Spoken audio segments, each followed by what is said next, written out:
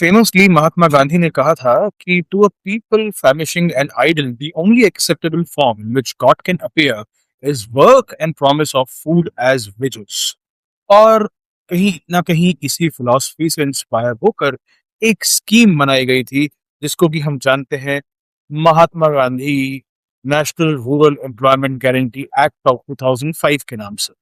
पर जैसा कि ऑलरेडी आप लोग जानते हैं कि इसमें कुछ चेंजेस आए हैं और अब इस स्कीम का नाम भी बदल दिया गया है। इसको अब हम बोलते हैं वीबीजी राम जी एक्ट। और क्या चेंजेस हैं एक्ट में हम आगे डिस्कस करेंगे, पर यहाँ पे आपको मैं दिखाना चाहूंगा अगेन द हिंदू के न्यूज पेपर में पब्लिश हुई थी एक खबर जो बता रही है कि हाल ही में सुप्रीम कोर्ट ने तारीफ की है, रिपील किया है मनरेगा को, और बताया है कि ना ही वो फ्रीबी है ना ही वो एक्सप्लॉइटेशन है। राइट? ऐसा क्यों कहा सुप्रीम कोर्ट ने? इसके पीछे क्या कारण है, क्या इसकी टेक्निकलिटी है, हम ये चीजें इस वीडियो में समझे। तो सबसे पहले समझते हैं कि ये है क्या चीज। राइट? सो थोड़ा सा बैकग्राउंड अगर आपको दोबारा दे दें तो जो मनरेगा था वो ना ही, जैसा कि मैंने कहा बताया आपको, कि ना ही उसको एक्सप्लॉइटेशन माना गया ना ही उसको फ्रीबी माना गया, और ये स्टेटमेंट दिया है सीजीआई सूर्यकांत ने।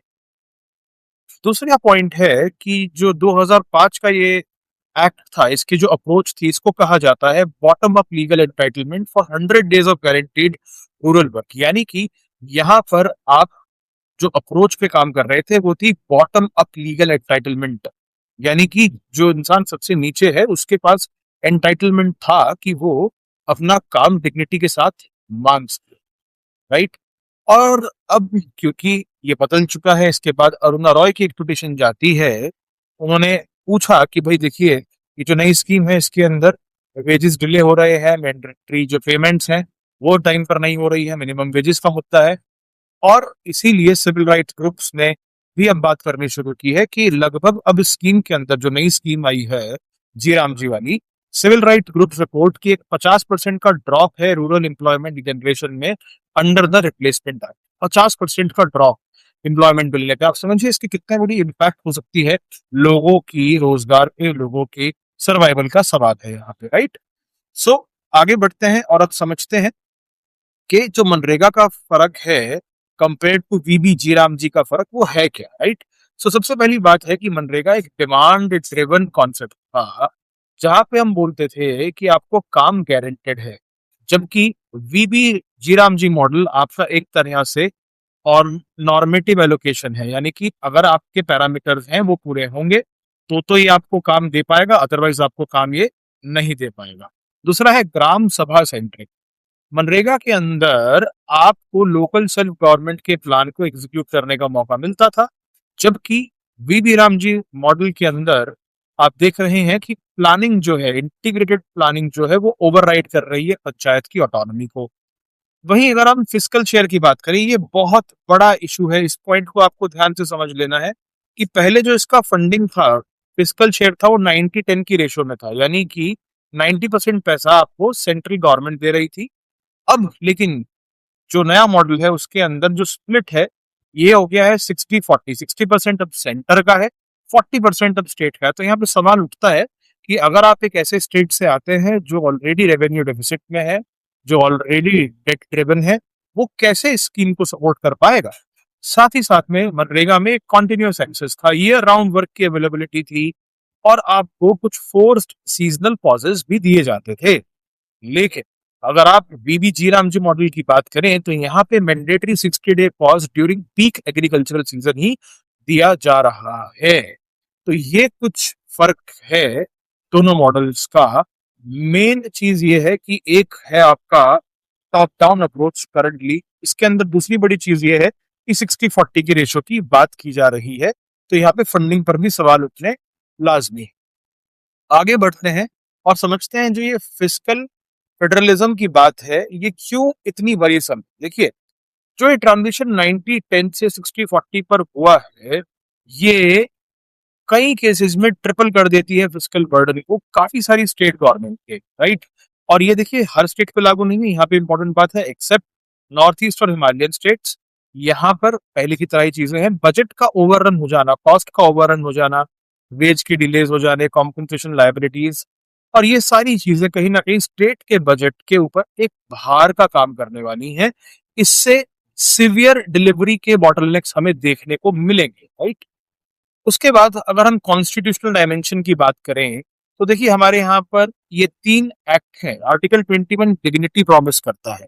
पिटिशनर आर्ग्यू ये कर रहे हैं कि डिग्निफाइड लाइफ किसी को अगर देनी है तो उसको मिनिमम वेज प्रोटेक्शन देना होगा। अगर आप बिलो वेज दे रहे हैं रेट, तो कहीं ना कहीं आप उसकी डिग्निटी से खेल रहे हैं। दूसरी चीज है आपका आर्टिकल 41 जो डीपीएसपी की बात करता है। यहाँ पे हम बात करते हैं कि जो राइट टू वर्क है वो एक डेमोक्रेटिक एस्पिरेशन है under part 4, right, rather than an automatically enforceable fundamental right. आप इसको जबरदस्ती नहीं लागू कर सकते, आपको फंडामेंटल राइट टू वर्क को समझना पड़ेगा। उसके हिसाब से सामने वाले की अगर मर्जी है तो ही आप उसको काम दे सकते हैं, आप उसको किसी फ्रेमवर्क में कैद नहीं कर सकते।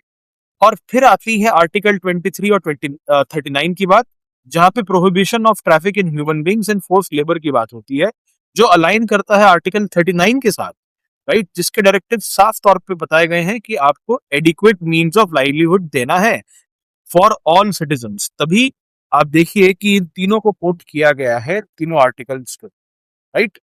आगे बढ़ते हैं और समझते हैं कि ये जो एनालिसिस हम कर रहे हैं मनरेगा वर्सेस वीबी राम जी एक्ट में, तो यहाँ पे देखिए फर्क क्या है। 20 साल बाद ये बदला है। लीगल गारंटी की अगर हम बात करें तो आज ये कॉन्सेप्ट डिमांड ड्रिवन है, राइट, सॉरी, मनरेगा का कॉन्सेप्ट पहले डिमांड ड्रिवन था, जबकि VBG Ram ji central normative allocation model है, यानी कि सेंट्रल गवर्नमेंट के हिसाब से चलेगा।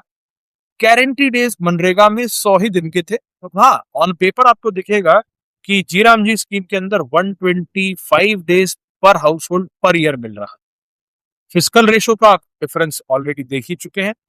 लेकिन एक और बड़ी डिफरेंस की बात आती है प्लानिंग अथॉरिटी में। यहाँ ग्राम सभा, ग्राम पंचायत इन्वॉल्व थी, तो लोकल लेवल पर चीजें हो रही थी। लेकिन जीराम जी मॉडल में सीधा टॉप डाउन अप्रोच से काम हो रहा है। कोई इंसान शायद दिल्ली में बैठ के डिसाइड कर रहा होगा कि आपको क्या, कितना, कब एम्प्लॉयमेंट मिलना चाहिए। तो on the face of it 125 days in terms of numbers look way ahead than 100, right? But when you look at how it is being financed, that's where the real problem lies. अब हम बात कर लेते हैं दोनों के funding और delivery impact की। देखिए, जैसा हमने कहा कि 90% वर्सेस 60%, पैसे के अंदर फर्क आ गया। स्टेट की बात की, कहाँ 10%, कहाँ 40%। अब की इंसाइट यहाँ पर यही है कि जो ये इतना बड़ा ड्रॉप आया है 40%, कहाँ 10%, ये आपके 125 दिन के एम्प्लॉयमेंट देने के वादे को फुलफिल कैसे करेगा। On the face of it समझ में आता, पर अगर आप फंडिंग को सेम नहीं रख रहे हैं तो आप कैसे प्रोवाइड करने वाले हैं। सो कंक्लूजन यही है कि employment guarantees are not merely poverty alleviation instruments, but these are mechanisms for protecting livelihood, security and human dignity. बड़ा ही इंपॉर्टेंट स्टेटमेंट है ये। यहाँ पर बात हो रही है एडमिनिस्ट्रेटिव ऑर्गेनाइजेशन को बैलेंस करने की कॉन्स्टिट्यूशनल सोशल जस्टिस के साथ में। एम्प्लॉयमेंट गारंटी सिर्फ आपको लाइवलीहुड दे देने तक की बात नहीं करता है। आप अगर क्लास 12 की इकोनॉमिक्स भी पढ़ते हैं तो वहां पर भी लिखा होता है एम्प्लॉयमेंट सेक्टर में कि क्यों एम्प्लॉयमेंट जरूरी है समाज के लिए। तो उसमें एक पॉइंट है, और शुरुआत में ही पॉइंट है, डिग्निटी। तो जब ये चीज हमारे क्लास 12 के करिकुलम में बताई गई है, हमारे स्टूडेंट्स पढ़ रहे हैं, तो क्या ये ऑन ग्राउंड इम्प्लीमेंट नहीं होनी चाहिए। I hope you understand the analysis of the news, and if you have got any questions, if you agree with us or you disagree with us, feel free to comment.